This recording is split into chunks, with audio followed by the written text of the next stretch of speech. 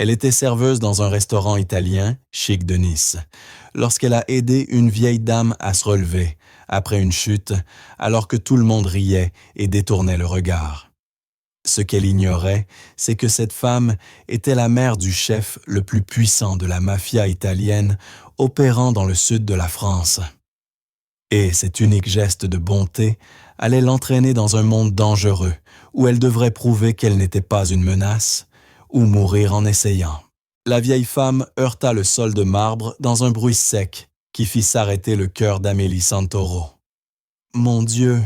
souffla-t-elle. Amélie posa son plateau plein d'assiettes sales sur la table la plus proche et se précipita vers la femme. Ses baskets glissèrent sur le sol ciré du Bellissimo, un restaurant italien huppé où une simple entrée coûtait plus qu'une heure de son salaire.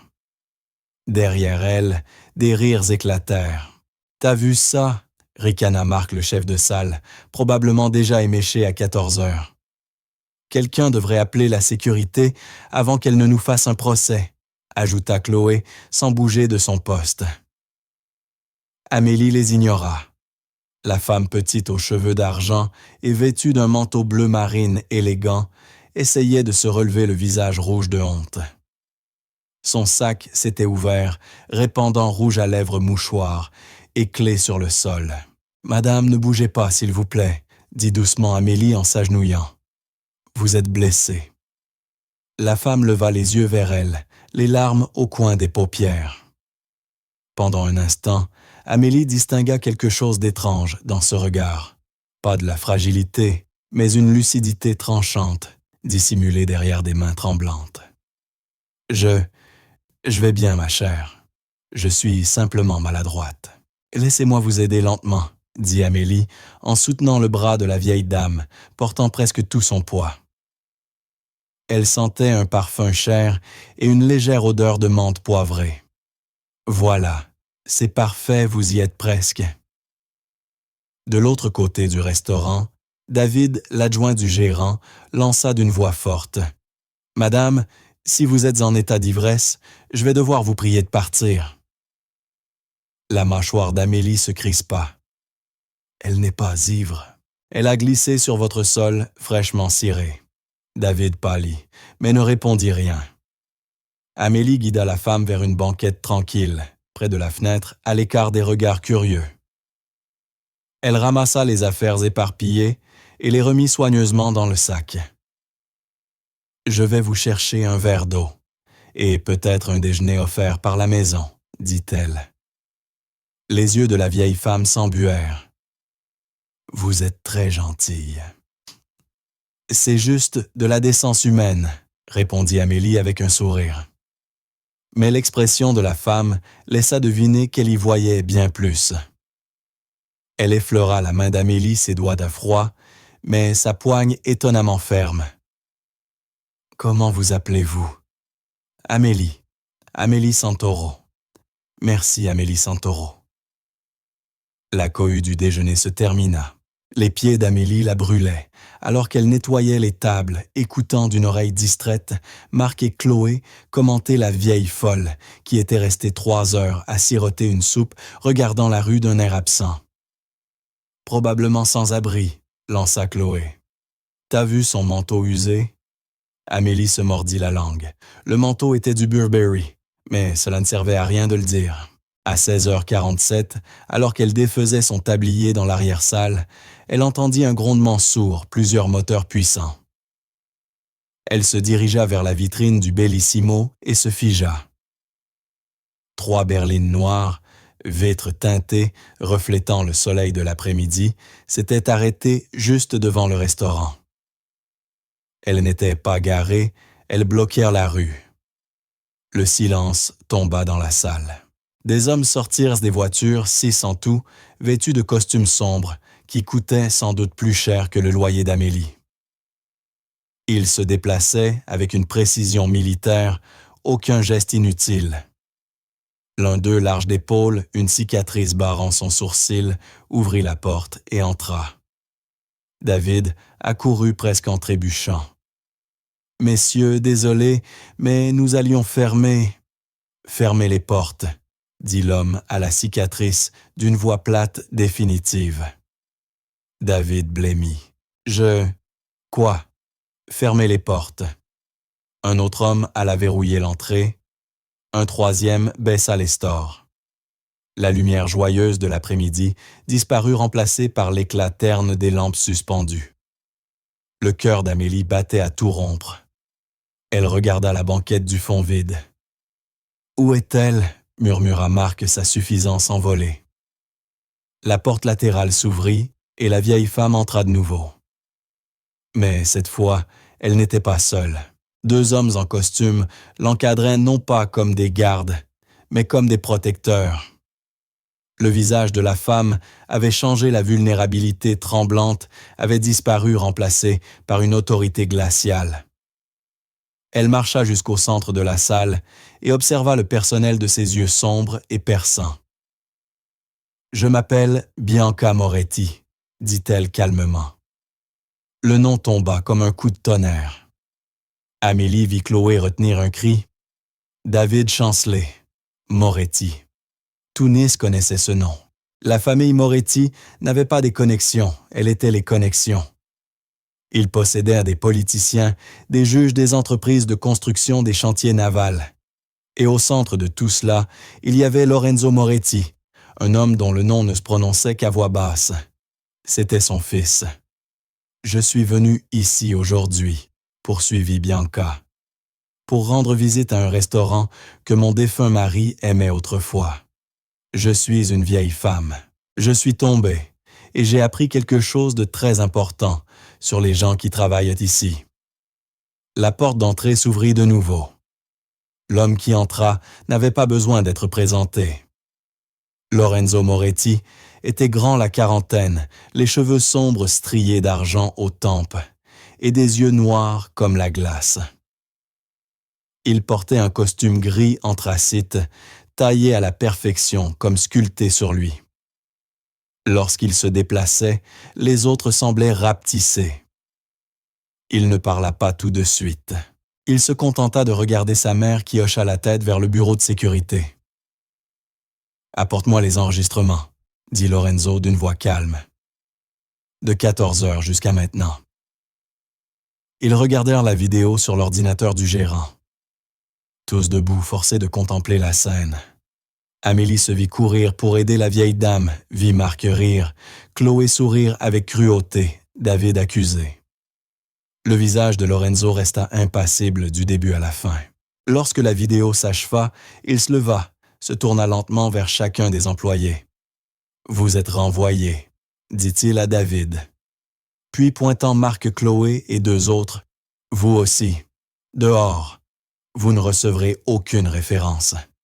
Et si j'apprends que l'un de vous parle à la presse de ce qui s'est passé aujourd'hui de ma mère, ou de quoi que ce soit d'autre, vous le regretterez. » Personne ne protesta. Ils partirent dans un silence terrifié, rassemblant à la hâte leurs affaires. Enfin, le regard de Lorenzo se posa sur Amélie.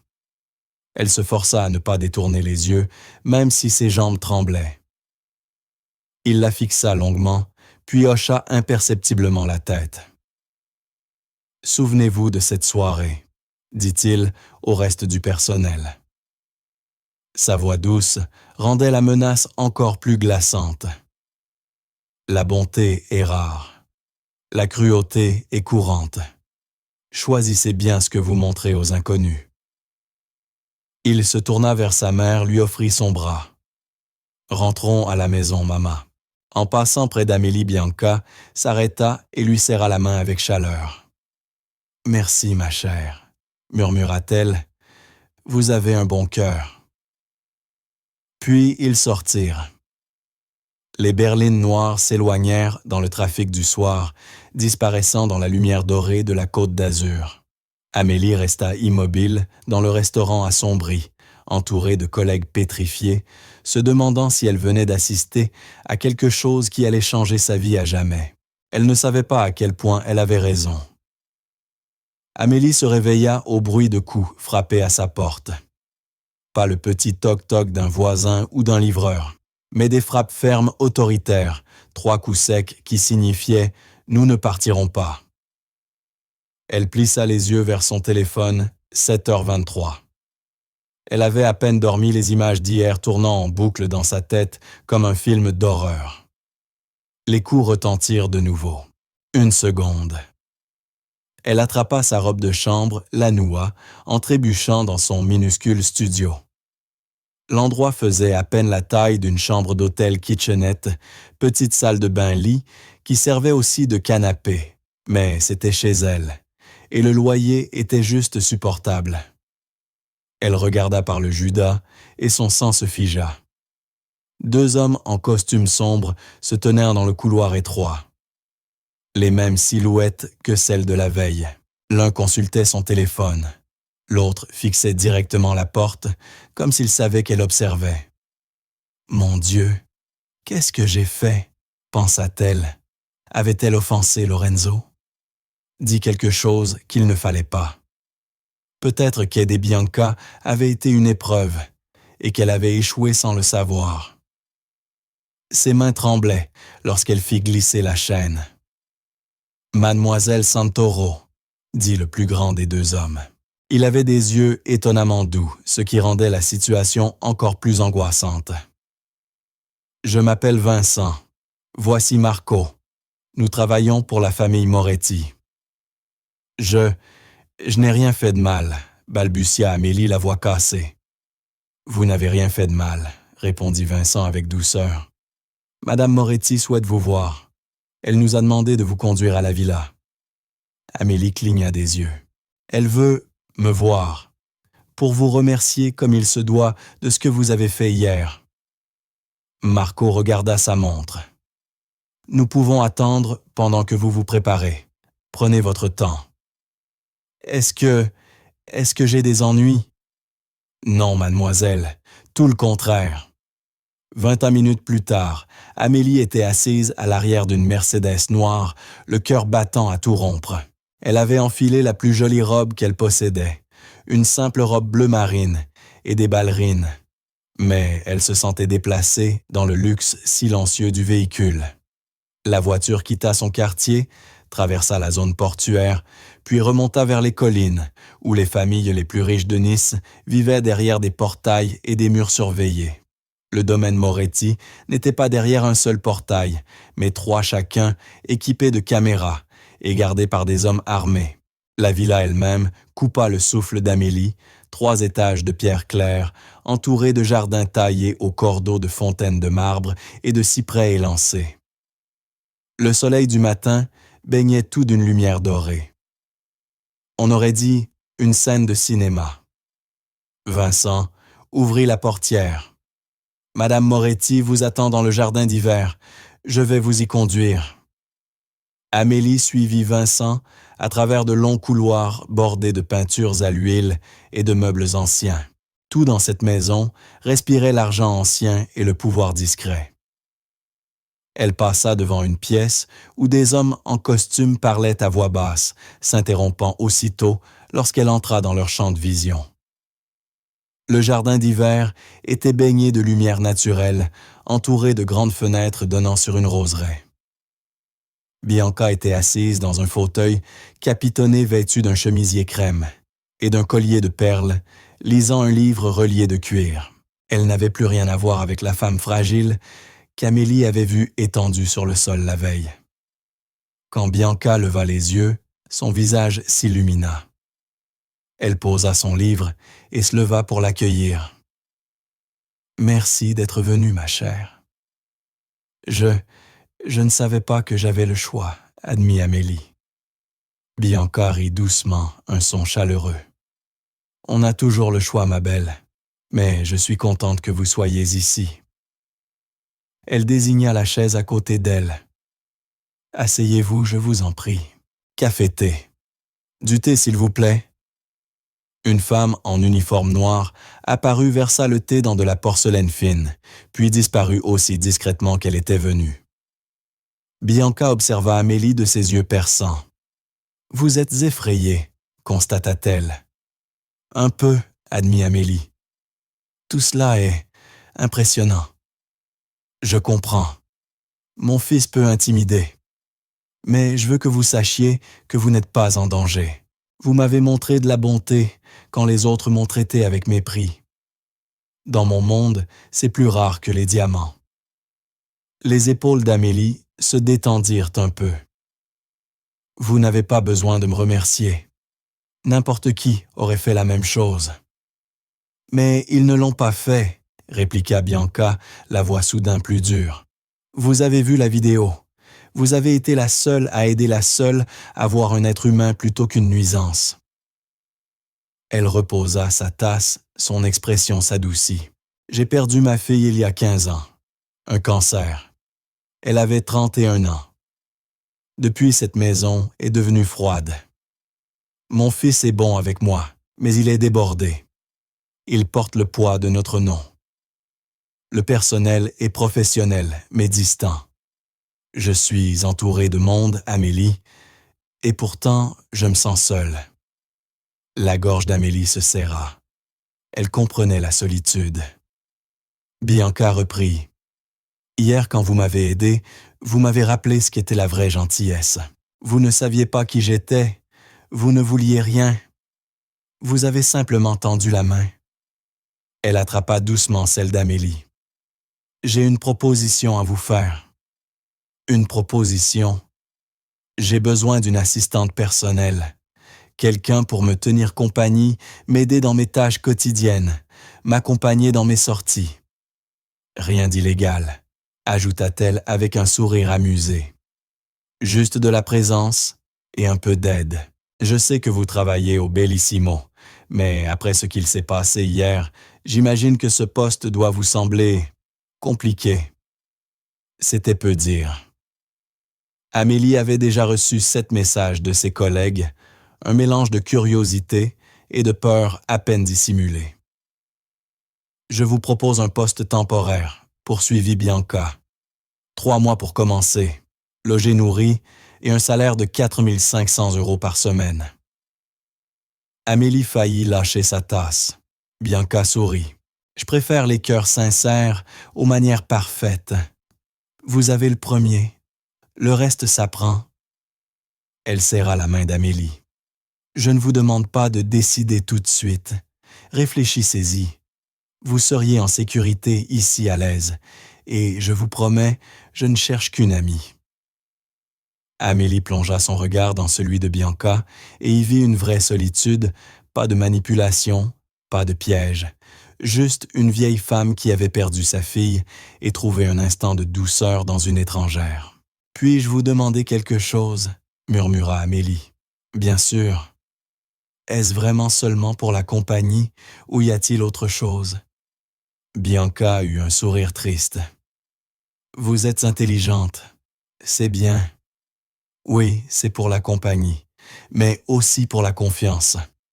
J'ai besoin de quelqu'un près de moi qui ne soit pas là par peur de mon fils ou par intérêt. J'ai besoin de quelqu'un de vrai. » Amélie pensa à son studio étroit, à ses économies qui fondaient à la manière dont ses collègues l'avaient regardée hier, comme si elle portait la peste. Puis elle pensa à la chaleur dans les yeux de Bianca.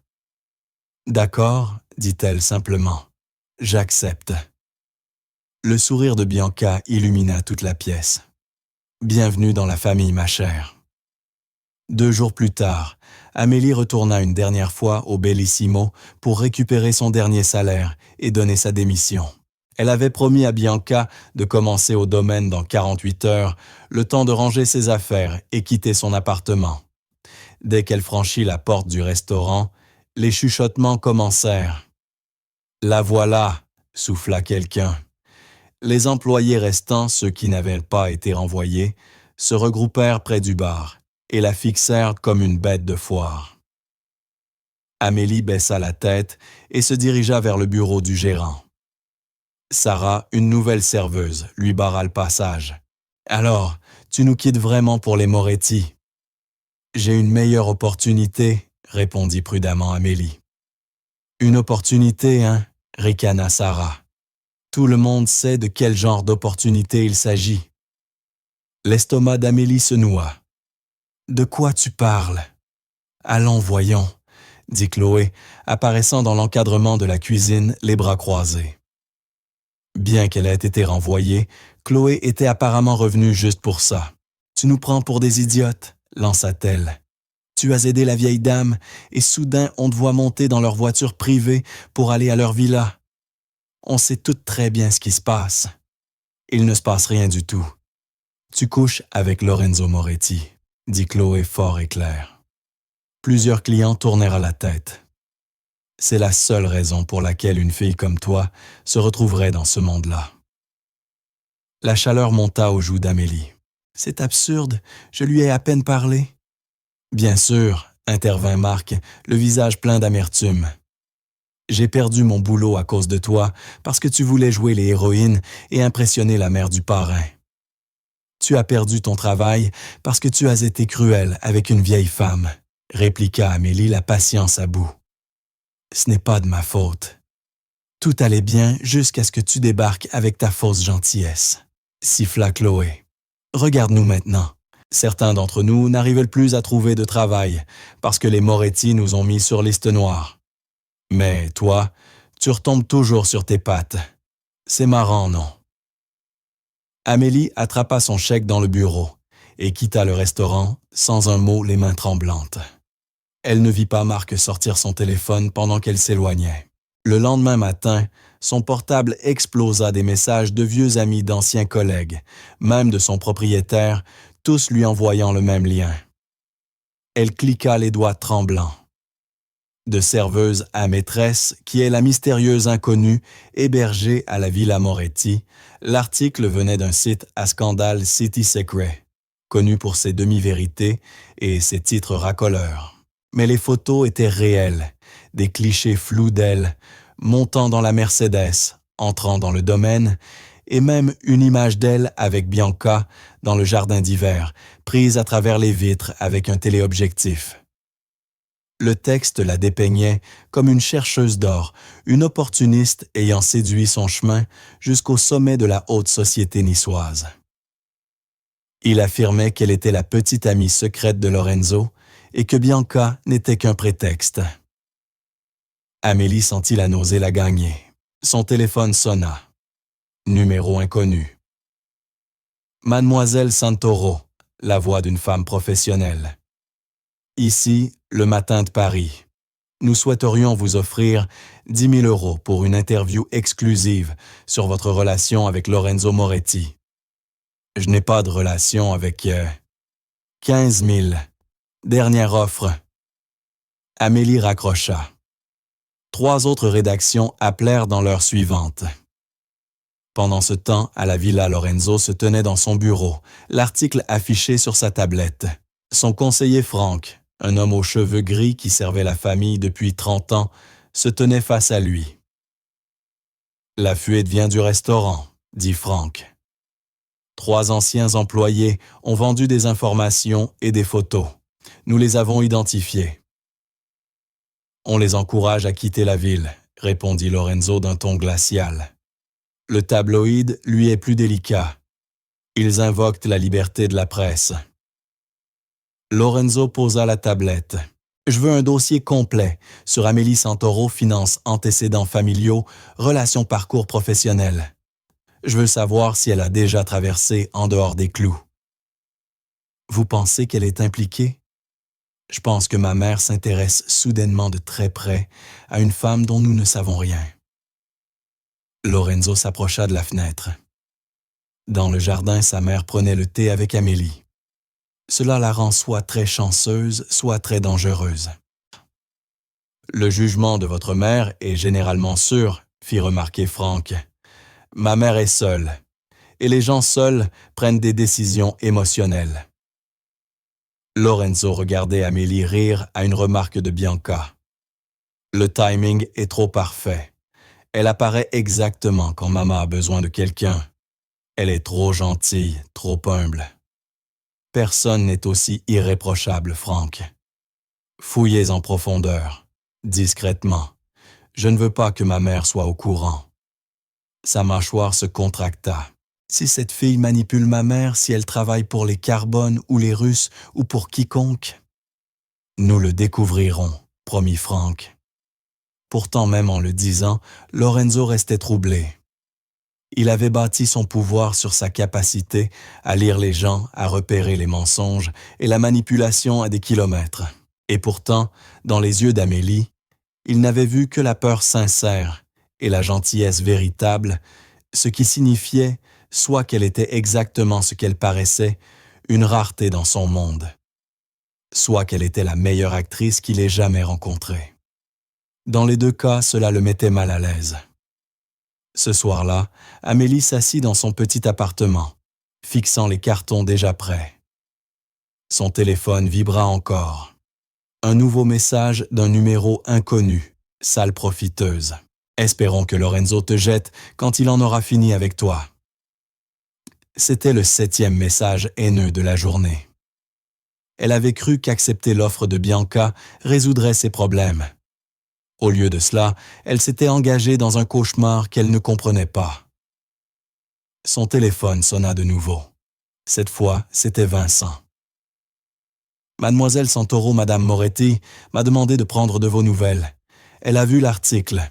Vincent, je vous jure, je n'ai rien dit à personne. Je ne sais pas comment ils ont eu ces photos. »« Nous le savons, » répondit-il d'une voix calme et posée. « Nous nous en occupons. Madame Moretti souhaite que vous sachiez que vous êtes toujours la bienvenue ici. En fait, elle préférerait que vous veniez ce soir plutôt que demain pour votre sécurité et la nôtre. Les tabloïds peuvent être agressifs. Il vaut mieux que vous soyez derrière nos grilles. » Amélie regarda autour d'elle son minuscule appartement, toute sa vie, entassé dans 6 cartons, puis prit une décision. « Je serai prête dans 1 heure. » 1 heure plus tard, elle montait de nouveau, dans la Mercedes noire. En terminant de plier ses vêtements, Amélie croisa son reflet dans le miroir de la salle de bain. Elle se reconnut à peine. Il y a 24 heures, elle était invisible. À présent, elle figurait sur des sites à scandale, recevait des menaces de mort et s'apprêtait à emménager dans une villa. « Les loups ne mordent que ce qu'ils craignent », lui avait dit Bianca. Amélie commençait à comprendre ce que cela signifiait, sans être certaine d'y être prête. La suite qui lui avait été attribuée aurait pu contenir 2 fois son appartement. Des murs couleur crème, un lit à baldaquin drapé de soie, une salle de bain en marbre avec baignoire profonde et des portes-fenêtres s'ouvrant sur un balcon privé donnant sur la roseraie. Un vase de lys blanc parfumait la pièce. « Vos affaires seront montées dans un instant », annonça Vincent depuis la porte. « Madame Moretti souhaite votre présence au petit déjeuner à 8 heures. Quelqu'un viendra vous chercher. » « Merci, Vincent. » Il hocha la tête et s'éloigna ses pas, absorbé par l'épaisse moquette. Amélie s'assit au bord du lit et expira lentement. Le matelas était moelleux comme un nuage. Tout respirait le luxe qu'elle n'avait connu qu'à travers les magazines. Et pourtant, le silence lui semblait pesant. Elle pouvait entendre son propre cœur battre. À travers les murs, elle perçut des voix étouffées, des pas feutrés dans le couloir. Le domaine vivait d'une activité invisible, des allées et venues, ordonnées des gens travaillant dans des couloirs qu'elle n'avait pas encore explorés.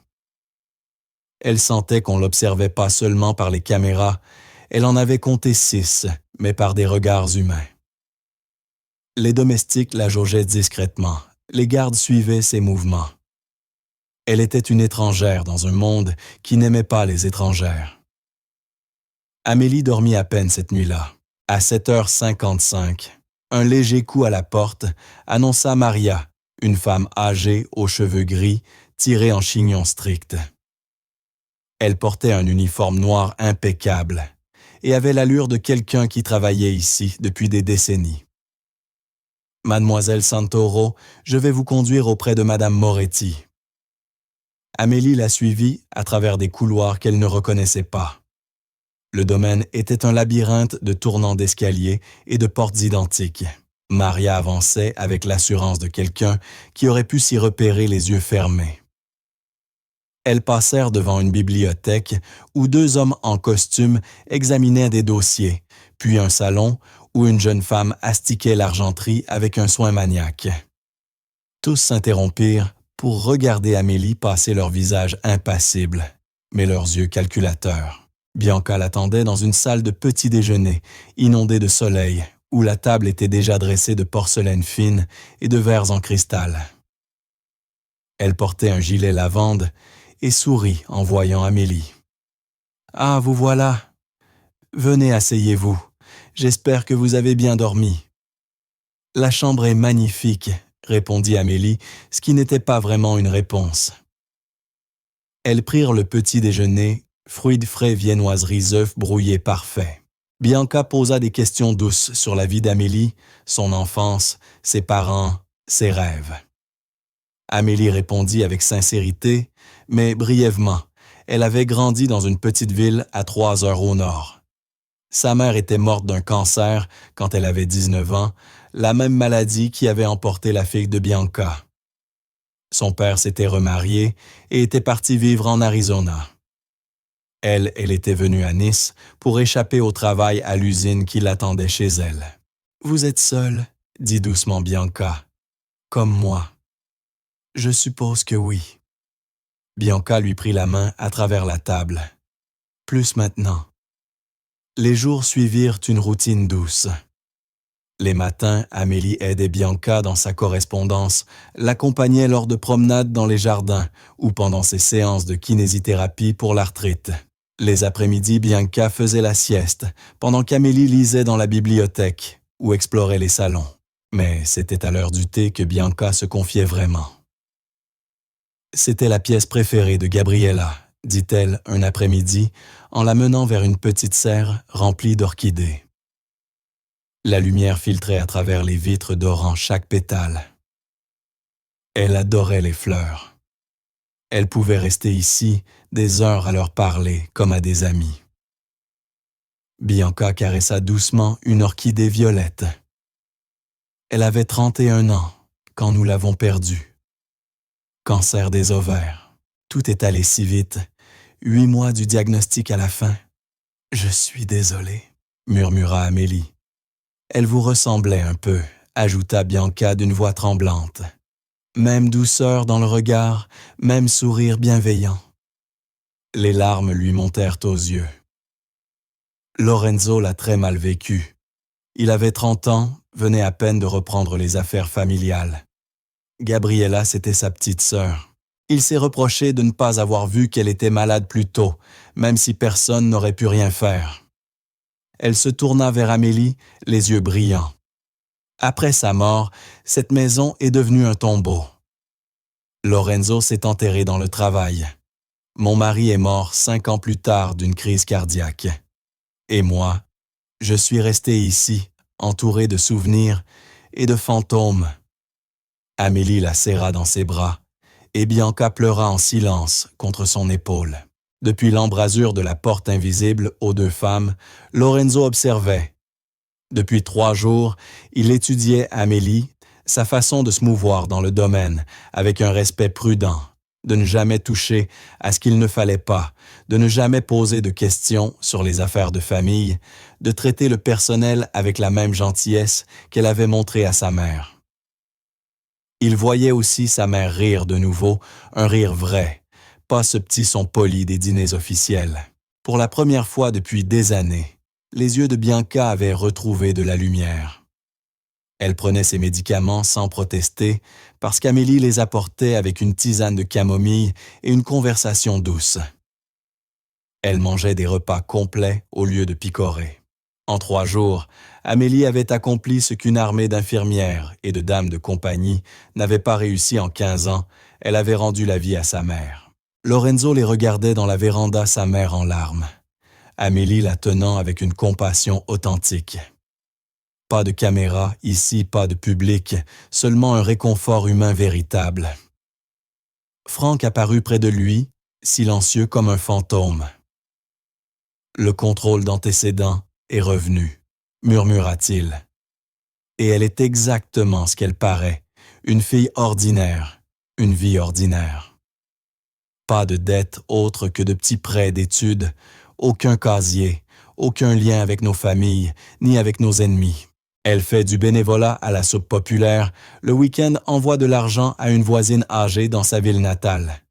Son plus grand vice, dépenser trop en livres d'occasion. Lorenzo fronça les sourcils. Personne n'est aussi net. Je me suis dit la même chose. On a creusé plus loin, appelé des faveurs vérifiées, des bases internationales, même l'histoire de sa mère décédée. Rien.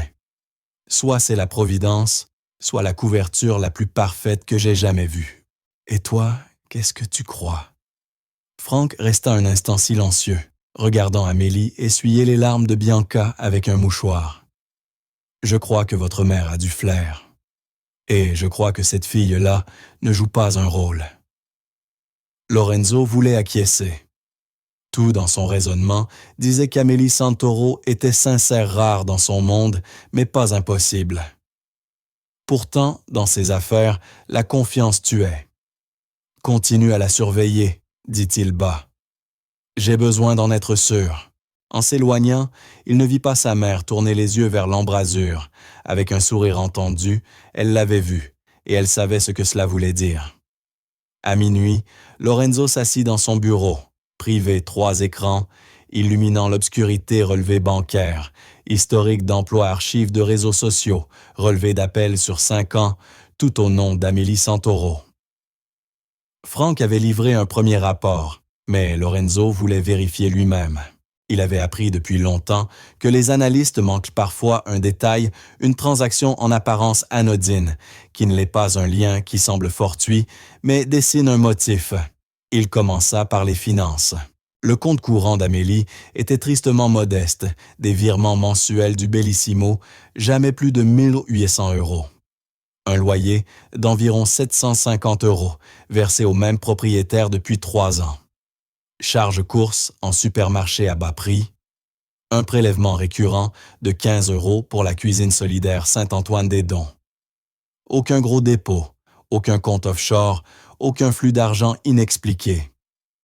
Ces cartes de crédit racontèrent la même histoire, utilisées avec parcimonie soldée régulièrement. Achats récents, des livres en bouquinerie, des médicaments en pharmacie et un seul écart, 40 € pour une manucure il y a 2 mois. Soit elle est d'une discipline extrême, soit elle est extrêmement fauchée, grommela Lorenzo. Il ouvrit ensuite son historique professionnel, 6 ans de petits boulots dans les services café-brasserie, vente au détail. Chaque employeur donnait la même référence, fiable, aimable, travailleuse, pas de renvoi, pas de plainte, pas de drame. Les réseaux sociaux étaient tout aussi banals. Un compte Instagram avec 200 abonnés, surtout des couchers de soleil des livres et des tasses de café. Dernière publication. Il y a 3 semaines, la photo d'un livre de bibliothèque légendé. Parfois, la meilleure évasion se cache entre les pages. Pas de politique, pas de soirée tapageuse, pas de contact louche.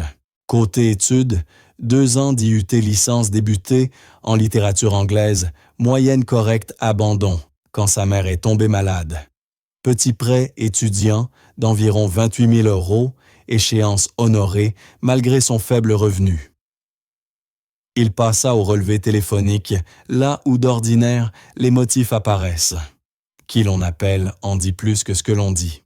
Mais le journal d'Amélie était court. Un appel mensuel vers un numéro en Arizona, son père. Des appels hebdomadaires vers un numéro de sa ville natale, en recoupant Lorenzo, trouva qu'il appartenait à Dorothy Shen, 82 ans. La voisine à qui Amélie envoyait de l'argent. Quelques appels à des collègues du Bellissimo. C'était tout. Aucun burner phone à son nom, pas de carte prépayée, pas d'appli chiffrée. Lorenzo se renversa dans son fauteuil frustré. Il lança les images de vidéosurveillance de l'immeuble d'Amélie que Frank avait obtenues de par des voies que Lorenzo préférait ne pas connaître. Il visionna 2 semaines de sa vie en accéléré. Elle quittait son appartement pour aller travailler, rentrait chez elle, s'arrêtait parfois à l'épicerie.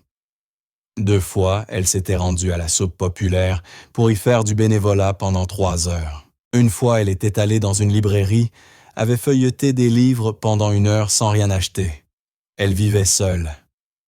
Pas de visiteurs, pas de rencontres secrètes, aucune activité suspecte. C'est un fantôme, murmura Lorenzo dans la pièce vide. Une personne sans vice, sans secret, sans attache. Il ouvrit le rapport approfondi, celui qui lui avait coûté des faveurs importantes. L'équipe de Frank avait interrogé ses anciens employeurs, son propriétaire des gens de sa ville natale. Tous avaient au la même chose. Amélie était gentille, discrète, réservée. Aidait la vieille Dorothy à faire ses courses. Faisait du bénévolat sans jamais chercher de reconnaissance, travaillait dur, ne se plaignait jamais. Les registres de justice pour mineurs, rien. Les dossiers médicaux, examens de routine. Un poignet cassé, à 12 ans, 6 mois de traitement pour dépression après la mort de sa mère. Normal. Même l'historique de sa mère défunte, Maria Santoro, avait été vérifiée morte à 53 ans d'un cancer du pancréas infirmière. Aucun antécédent judiciaire, aucune dette, aucun secret. Lorenzo consulta les bases de données internationales. Parfois, les gens avaient dans des passés à l'étranger des identités abandonnées. Rien. Puis il vérifia les bases qui n'existaient pas officiellement. Celles qui recensent les agents de renseignement, les témoins protégés, les infiltrés. Rien. Amélie Santoro n'existait pas avant l'âge de 5 ans. Mais cela s'expliquait. Les registres de naissance de sa petite ville étaient encore sur papier jusqu'à la fin des années 1990, partiellement numérisés seulement. Des photos d'elle, bébé, existaient mises en ligne par son père. Sa photo de classe de maternelle figurait dans les archives du journal local. Elle était réelle. Elle l'avait toujours été. Alors pourquoi Lorenzo avait-il l'impression qu'il manquait quelque chose? À 2 heures du matin, Frank entra sans frapper un dossier à la main. « J'ai fait enquêter 3 équipes distinctes, dit-il, en posant le dossier sur le bureau. Des analystes différents, méthodes différentes, sans qu'aucune ne sache pour les autres. Toutes sont arrivées à la même conclusion. Amélie Santoro est exactement celle qu'elle prétend être.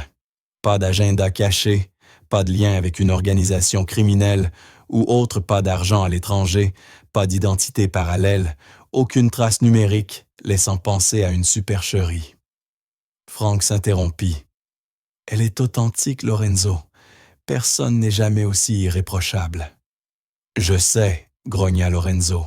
Dans notre monde, tout le monde cache quelque chose. Un vice, un secret, un lien qu'il ne devrait pas avoir. » Il se leva, fit quelques pas. L'innocence parfaite n'existe pas.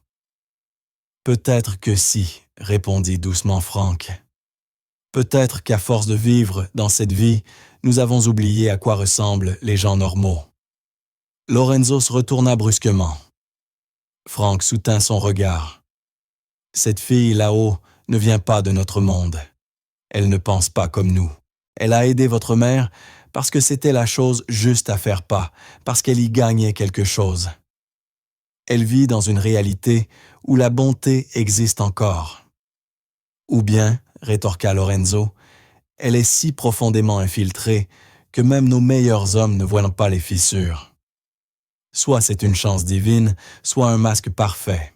Et vous, qu'en pensez-vous? » Lorenzo contempla les écrans les 6 années de vie banale d'Amélie étalées devant lui, la preuve d'une existence ordinaire. Il pensa au rire de sa mère, à la lumière revenue dans ses yeux, à la façon dont Amélie l'avait tenu en pleurs dans la véranda sans caméra, sans public à impressionner. « Je n'en sais rien, avoua-t-il. Et c'est bien ce qui m'inquiète. » Frank ramassa le dossier. « Votre mère lui fait confiance. »« Ma mère est seule. »« Ah, votre mère, » répondit Frank prudemment. « A survécu à 30 ans de mariage avec un parrain. Elle a vu plus de mensonges et de trahisons que la plupart des soldats. Si elle pensait que cette fille représentait une menace, elle vous le dirait. » Lorenzo voulait y croire, mais la foi était un luxe qu'il ne pouvait pas se permettre. « Maintenez la surveillance, » ordonna-t-il. Je veux quelqu'un sur elle en permanence. Pas seulement ses déplacements. Je veux savoir ce dont elle parle, qui elle fréquente, ce qu'elle fait quand elle pense qu'on ne la regarde pas. Lorenzo, c'est un ordre, Frank. Frank hocha lentement la tête et sortit. Seul de nouveau, Lorenzo regarda la dernière photo du dossier, la carte d'employé du Bellissimo. Amélie souriait, mais son sourire n'atteignait pas ses yeux. Elle semblait fatiguée, jeune vulnérable, pas du tout comme une conspiratrice. Mais il savait que les apparences ne signifiaient rien. Il observerait. Il attendrait. Et si Amélie Santoro cachait quelque chose, il le découvrirait quitte à détruire le premier vrai bonheur que sa mère ait connu depuis 15 ans. L'article fit l'effet d'une bombe dans les journaux du matin. Maîtresse de Moretti, à l'intérieur de la romance scandaleuse entre le parrain et l'ancienne serveuse. Cette fois, ce n'était plus seulement les journaux Arago, le Matin de Paris. Le chroniqueur, et même des médias respectables, reprenaient en l'histoire. Les photos étaient partout. Amélie entrant dans le domaine, se promenant avec Bianca, dans les jardins assise sur son balcon, en peignoir, une tasse de café à la main. Quelqu'un l'avait espionnée pendant des jours, photographiée à travers des objectifs longs, portés suivant chacun de ses mouvements. Amélie regardait son téléphone horrifiée, tandis que les notifications affluaient. L'article affirmait qu'elle était la petite amie secrète de Lorenzo Moretti, que Bianca couvrait leur liaison, et que la famille Moretti se modernisait en intégrant du sang neuf venu de la classe ouvrière. On la décrivait comme une séductrice calculatrice qui aurait orchestré la chute au Bellissimo pour attirer l'attention de Lorenzo. Des sources proches de la famille affirment que Moretti a rendu visite à mademoiselle Santoro dans sa suite privée à plusieurs reprises après minuit. Des cloches de mariage pourraient bientôt sonner pour le célibataire le plus notoire de la Côte d'Azur, concluait l'article. Amélie se sentit nauséeuse. Lorenzo n'était jamais venu dans sa chambre. Il s'était à peine échangé 10 mots depuis son arrivée. On frappa doucement à sa porte. Mademoiselle Santoro, c'était Maria. Madame Moretti souhaite vous voir immédiatement. Les mains tremblantes, Amélie la suivit dans le grand escalier. C'était la fin, elle allait être renvoyée comme les messages haineux l'avaient prédit. Elle se retrouverait dans son studio sans emploi, son visage étalé sur Internet, comme celui d'une arnaqueuse. Mais, en entrant dans le salon, elle découvrit une Bianca furieuse, pas contre elle, mais contre la presse. Debout près de la fenêtre, téléphone à l'oreille, la voix tranchante comme du verre brisé. « Je me moque de votre indépendance éditoriale, Richard. Vous publiez un démenti avant midi, où je préviens personnellement vos annonceurs du genre de torchons qu'ils financent. » Elle fit une pause, écouta, puis ajouta froidement. Non, ce n'est pas une menace. C'est une promesse. Elle raccrocha et se tourna vers Amélie, son visage s'adoucissant aussitôt. Asseyez-vous, ma chère. Vous êtes toute pâle. Madame Moretti, je vous jure que je n'ai rien. Je le sais, coupa Bianca doucement, en l'aidant à s'asseoir sur le canapé. Quelqu'un a fait fuiter ces photos. Quelqu'un ayant accès au domaine ou des liens avec notre équipe de sécurité. Mon fils enquête. Je devrais partir, murmura Amélie, les larmes aux yeux. Je cause des problèmes. Ce devait être juste de la compagnie, pas ça. Vous ne partez nulle part, répondit Bianca d'une voix ferme d'acier. C'est exactement ce qu'ils veulent. Ils veulent vous effrayer. Qui ça? Des gens qui détestent me voir tenir à quelqu'un. Des gens qui veulent distraire Lorenzo. Des gens qui confondent bonté et faiblesse. Elle lui serra la main. Les loups ne mordent que ce qu'ils craignent, Amélie. Et ils vous craignent. Me craignent, je ne suis personne. Vous êtes celle qui m'a fait sourire à nouveau. Cela vous rend dangereuse pour ceux qui profitent de ma solitude. Les yeux de Bianca brillèrent. Mon fils a beaucoup de conseillers, de gens qui murmurent à son oreille. Certains préfèrent quand je suis triste et silencieuse enfermée ici. Vous menacez cet équilibre. » Avant qu'Amélie ne puisse répondre, Lorenzo entra. Il dégageait une autorité glaciale. Son costume était impeccable, son visage impassible, mais une dureté froide brûlait dans ses yeux. Il tenait une tablette qu'il posa sur la table basse. « Nous avons trouvé la source des fuites, » dit-il sans préambule. 3 personnes ont vendu des informations, 2 anciens employés du Bellissimo et un photographe indépendant qui surveillait la propriété. « Vous vous êtes occupé d'eux ?» demanda Bianca. Le photographe est encouragé à déménager. Les employés du restaurant ont signé des clauses de confidentialité assorties de lourdes sanctions financières. Sa mâchoire se contracta. Mais le mal est fait. Tous les médias de la ville ont repris l'histoire. Il se tourna vers Amélie. Elle soutint son regard malgré la peur. « Mademoiselle Santoro, je dois vous le demander directement. Avez-vous parlé à quelqu'un de votre emploi ici? » « À qui que ce soit? » « Non, monsieur. Même mon père ignore où je travaille. Il croit que je suis encore au restaurant. » Lorenzo la fixa longuement. Ces photos ont été prises mais avec du matériel professionnel, depuis plusieurs angles. Quelqu'un vous observe, vous, et cette maison, depuis au moins 1 semaine. Un nœud de terreur se forma dans le ventre d'Amélie. Mais pourquoi? Pourquoi s'intéresser à moi à ce point? Parce que l'attention, c'est une monnaie, répondit Lorenzo calmement. Et en ce moment, vous en générez beaucoup. Il fit défiler des documents sur la tablette.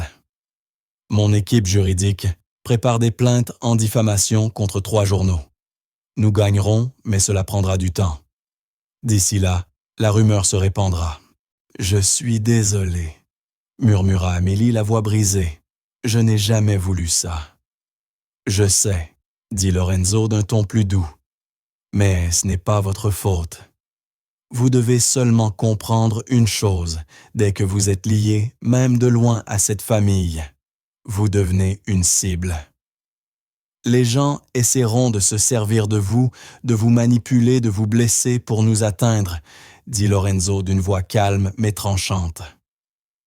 Lorenzo, tu lui fais peur, intervint vivement Bianca. Elle doit avoir peur. Elle doit comprendre dans quoi elle a mis les pieds. Lorenzo posa sur sa mère un regard froid. Tu la protèges parce que tu tiens à elle, je respecte cela. Mais dans notre monde, tenir à quelqu'un, c'est le rendre vulnérable. Et que veux-tu dire par là? La voix de Bianca monta d'un ton. Que je devrais la renvoyer? Être seule à nouveau parce que c'est plus sûr. Je dis seulement qu'il faut être prudent. La tension entre mère et fils était presque palpable. Amélie se sentait coincée entre la férocité protectrice de Bianca et le pragmatisme glacé de Lorenzo. « Je vais faire une déclaration publique », annonça Bianca soudain. « Aujourd'hui même, je dirai à tous qui est Amélie Santoro, ma compagne, mon amie. Et je ferai comprendre que quiconque répand des mensonges sur elle, répand des mensonges sur moi. Maman, je ne me cacherai pas, Lorenzo. Je ne laisserai pas ces gens chasser quelqu'un qui compte pour moi. » Elle se leva droite et majestueuse, malgré sa petite taille. « Appelle ton équipe de communication. On fera ça à ma manière. » Lorenzo soupira, mais acquiesça. « Très bien, je vais m'en occuper. » Lorsqu'il sortit, Bianca se tourna vers Amélie, le regard doux, mais la voix ferme.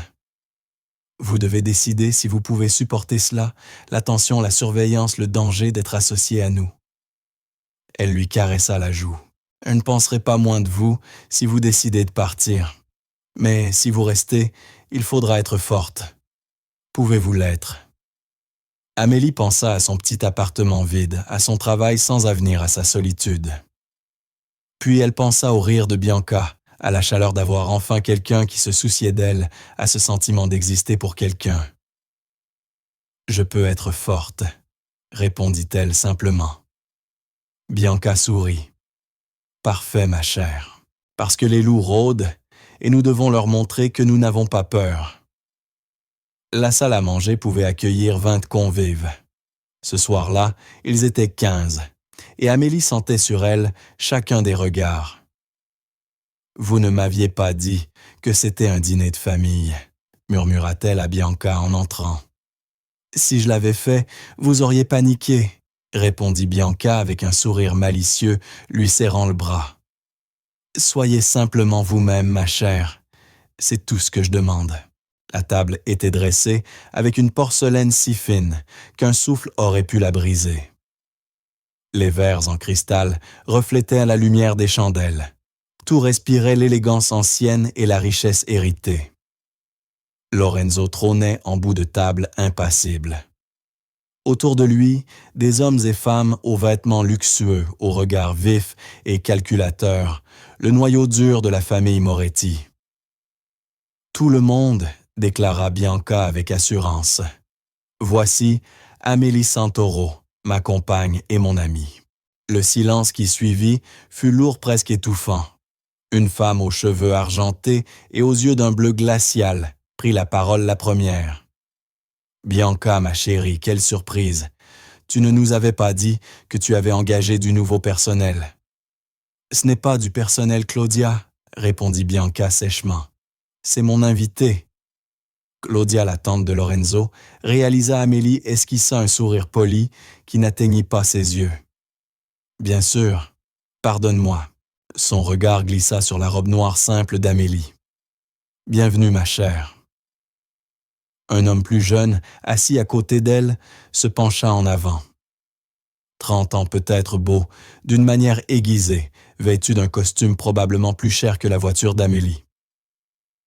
Marco Moretti, le cousin de Lorenzo, se présenta-t-il avec un sourire charmeur, derrière lequel Amélie devina quelque chose de calculé. « Alors c'est vous, la fameuse serveuse dont tout le monde parle. »« Marco », prévint Lorenzo d'une voix basse mais autoritaire. « Quoi ?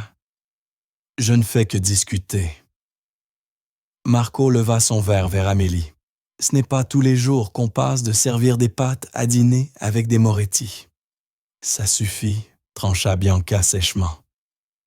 Le dîner commença succession de plats plus raffinés, les uns que les autres. Amélie imitait discrètement Bianca pour savoir quel couvert utiliser, quel verre correspondait à quel vin. Elle avait l'impression de jouer un rôle, de vivre une vie qui n'était pas la sienne. Autour d'elle, les conversations semblaient légères, mais tout n'était que code et affaires déguisées. Des noms des lieux qu'elle ne connaissait pas, des plaisanteries issues d'une histoire commune de plusieurs décennies. Au troisième plat, Claudia reprit la parole. Sa voix douce comme du miel. « Bianca m'a dit que vous travailliez au Bellissimo, Amélie. Depuis combien de temps ? » « 2 ans, madame. Et avant ça, un café, un magasin divers emplois. »« Ah, une femme aux multiples talents, » dit Claudia en tamponnant ses lèvres d'une serviette. « Dites-moi, aviez-vous toujours rêvé de travailler dans les services ?» Le ton appuyé sur service fit monter le rouge aux joues d'Amélie. « Mon rêve, c'était de pouvoir payer mon loyer, » répondit-elle calmement. « Nous n'avons pas tous des fonds de placement, madame. » Un silence brutal tomba ponctué par des respirations choquées. Marco esquissa un sourire. Le visage de Lorenzo resta impassible, mais une lueur passa dans ses yeux. Le sourire de Claudia se figea. « Quelle franchise rafraîchissante » dit-elle d'un ton sec. « Amélie dit ce qu'elle pense » déclara Bianca avec fierté.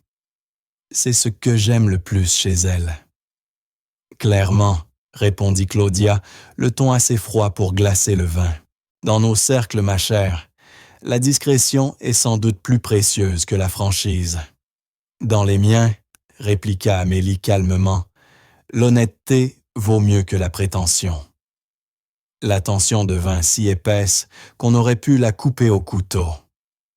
Une jeune femme, Isabella, l'épouse de quelqu'un, tenta de détendre l'atmosphère.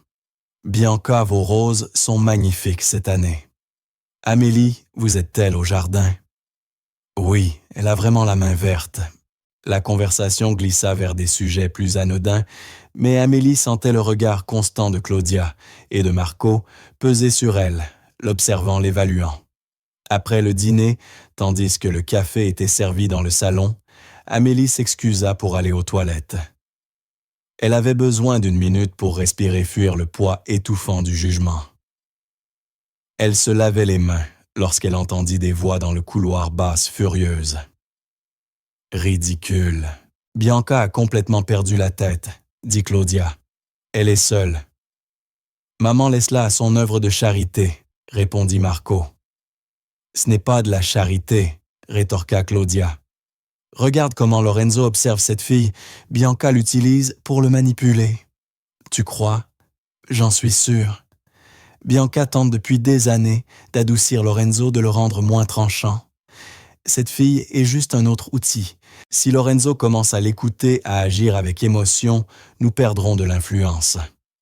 Et les Donatelli attendent juste un signe de faiblesse, ajouta Marco. Exactement. Nous devons l'éliminer, mais prudemment. Si nous agissons directement, Bianca nous affrontera et Lorenzo défendra sa mère. Un silence. Puis Marco murmura. Et si elle n'était pas ce qu'elle prétend être? Que veux-tu dire? Et si elle travaillait pour quelqu'un, les Carbone peut-être ou les Russes? La placer près de Bianca, obtenir des secrets de famille. Si nous pouvions prouver qu'elle est une taupe, dit lentement Claudia, Lorenzo la ferait disparaître lui-même, et Bianca ne pourrait rien faire. Il nous faut des preuves. Les preuves, ça s'arrange, conclut Claudia d'un ton sec. Le sang d'Amélie se glaça. Collée contre le mur, elle retenait son souffle. C'est risqué, dit Marco. Nous ne serons pas pris. Je m'en charge. Donne-moi 3 jours. Cette fille sera démasquée, arrêtée ou morte. Quoi qu'il en soit, elle disparaîtra. Leurs pas s'éloignèrent. Amélie resta figée, le cœur battant à tout rompre. Elle venait d'entendre un complot contre elle, une machination pour la piéger, peut-être la tuer. Et elle n'avait aucune preuve. Qui la croirait, Lorenzo, la soupçonnait déjà d'être une espionne. S'il apprenait cela, il penserait qu'elle invente pour détourner l'attention. Elle leva les yeux vers le miroir, son visage était livide, ses mains tremblaient. 3 jours. Elle avait 3 jours avant que Claudia ne passe à l'action. Amélie prit une grande inspiration, raffermit ses épaules et retourna dans le salon. Bianca lui sourit chaleureusement. Lorenzo la regarda sans expression. Claudia et Marco riaient d'une plaisanterie d'Isabella, parfaitement innocent en apparence. Mais Amélie connaissait désormais la vérité, elle était en danger. Un danger réel, et elle ne savait plus à qui faire confiance. Cette nuit-là, allongée dans son lit de soie, incapable de dormir, elle entendit des pas dans le couloir. Ils s'arrêtèrent devant sa porte. Elle retint son souffle. Après un long silence, les pas s'éloignèrent. Mais Amélie savait. Quelqu'un s'était tenu là immobile à écouter. Les loups ne tournaient plus autour d'elle. Ils étaient à sa porte. Les 2 jours suivants furent une torture. Chaque ombre semblait menaçante. Chaque sourire du personnel paraissait faux. Elle ne quittait pas Bianca, espérant que la proximité avec la matriarche la protégerait. Le 3e matin, elle découvrit que sa chambre avait été nettoyée pendant son sommeil impossible. Maria frappait toujours avant d'entrer. Son pouls s'accéléra. Rien ne manquait, mais l'air de la pièce avait changé. Quelqu'un était venu. Elle allait aider Bianca à trier son courrier lorsque Vincent apparut à la porte, le visage tendu. « Madame Moretti, je dois parler à mademoiselle Santoro en privé. »« De quoi s'agit-il » demanda Bianca en fronçant les sourcils. « C'est urgent, madame. » Le ventre d'Amélie se noua. C'est ça, le piège de Claudia. « Je reviens tout de suite », dit-elle à Bianca, tâchant de garder une voix calme. Elle suivit Vincent dans le couloir, mais au lieu de la ramener vers sa chambre, il la conduisit vers l'aile est, le bureau de Lorenzo. 4 gardes montaient à la garde, l'air grave. « Vincent, qu'est-ce qui se passe? » Il ne répondit pas. Il ouvrit simplement la porte et lui fit signe d'entrer. Lorenzo était assis derrière son bureau, le visage fermé comme taillé dans la pierre. Frank se tenait à côté de lui, un grand registre relié de cuir dans les mains. Marco et Claudia étaient assis près de la fenêtre, leurs traits soigneusement neutres. « Asseyez-vous, mademoiselle Santoro », dit Lorenzo d'une voix glaciale. Les mains tremblantes, Amélie obéit. « Qu'est-ce qui se passe ?» demanda-t-elle. Frank posa lentement le registre sur le bureau devant elle. « Ceci a été trouvé dans votre chambre, caché au fond de votre armoire, derrière votre valise. » Amélie fixa l'objet interdit. Le cuir était vieux craquelé. Sur le dos des lettres dorées indiquait Moretti Holdings, 2019. « Je n'ai jamais vu ça auparavant, » dit-elle aussitôt. « Il contient des dossiers financiers détaillés, » poursuivit Lorenzo d'une voix dénuée d'émotion. « Des transactions sensibles, des informations qui pourraient valoir cher à nos concurrents. Je ne l'ai pas pris, j'ignorais même qu'il existait. » « Alors comment s'est-il retrouvé dans votre chambre ?» demanda Marco en se penchant vers elle. « Ces registres sont conservés dans le coffre privé de Lorenzo. Seuls les membres de la famille savent qu'ils existent. » Le piège était parfait. Amélie le comprit instantanément. Ils avaient volé le registre dans le coffre de Lorenzo et l'avaient placé dans sa chambre. Si elle prétendait qu'on l'avait piégé, elle passerait pour paranoïaque. Si elle admettait l'avoir eu, elle serait coupable. « Quelqu'un l'a mis là, » dit Amélie, la voix tremblante, mais ferme. « Quelqu'un qui veut que vous pensiez que je vous vole. » « Ou bien, » répondit doucement Claudia, « vous avez été prise sur le fait et vous tentez désespérément de détourner la faute. » Lorenzo se leva, contourna lentement son bureau. Il bougeait comme un prédateur, mesuré dangereux. « Je vous observe depuis votre arrivée, mademoiselle Santoro. J'attendais que vous fassiez une erreur, que vous montriez votre vrai visage. »« Je sais, » répliqua Amélie. « Je sais que vous m'avez fait enquêter. Vous pensez que je suis trop parfaite pour être vraie. Mais je ne mens pas. Tout le monde ment. Pas sur ça. » Amélie se leva à son tour, bien que ses genoux tremblent. « Je n'ai rien. Aucune connexion, aucun pouvoir, aucune raison de vous voler. Que ferais-je même de ces informations? Je ne connais personne à qui les vendre. Je ne sais pas comment contacter vos ennemis. Je suis juste... » « Juste quoi ?» demanda Lorenzo d'une voix basse et dangereuse. « Juste une serveuse innocente qui a eu le malheur d'aider votre mère au bon moment. Quelqu'un de parfaitement gentil, parfaitement digne de confiance. »« Oui, » souffla-t-elle, les larmes lui montant aux yeux. « Je sais ce que ça a l'air. Je sais que ça paraît impossible. Mais certaines personnes sont simplement bonnes, monsieur Moretti. Certaines aident les autres sans rien attendre. Je suis désolé que votre monde vous ait fait oublier ça, ne serait-ce qu'un instant. » Quelque chose vacilla dans le regard de Lorenzo, un doute peut-être ou un regret. Puis la porte s'ouvrit brusquement. Bianca entra comme une tempête, le visage rouge de colère. « Que se passe-t-il ici? Maman, cela ne te regarde pas. » Comme si... Sa voix aurait pu briser du verre. « Tu interroges mon ami sans ma présence. Nous avons trouvé un bien volé dans sa chambre, » dit Frank calmement. « Vraiment, » répliqua Bianca, se tournant vers Claudia et Marco. « Comme c'est pratique. Et qui exactement a découvert ce registre? » Marco remua sur sa chaise. Le personnel d'entretien l'a signalé. Mensonge. Bianca sortit son téléphone, tapa plusieurs fois sur l'écran, puis le tendit à Lorenzo. « J'ai installé des caméras de sécurité privées dans la chambre d'Amélie il y a 3 jours après le dîner. Je me doutais que quelqu'un tenterait exactement ce genre de choses. » Le visage de Claudia perdit toute couleur. Lorenzo prit le téléphone, son expression se durcissant à mesure qu'il regardait l'écran.